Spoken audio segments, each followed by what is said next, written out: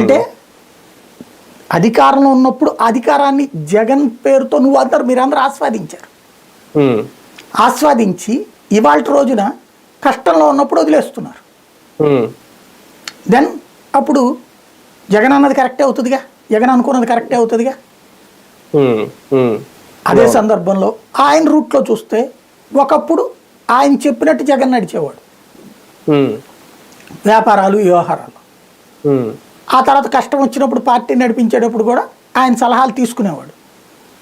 క్రమంగా 10 అనుభవాలు చూశాక జగన్ తనదంటూ ఒక ఇది చేసుకుంటాడు. ఓ రకంగా చెప్పాలంటే తండ్రి మాటలనే వింటాడు చిన్నప్పుడు కొడుకు. ఒక స్టేజ్ పోయాక గ్రౌండ్లో బిజినెస్ టెక్నిక్స్ చూశాక తను సొంత నిర్ణయాలు తీసుకోవడం బిగిన్ చేస్తాడు.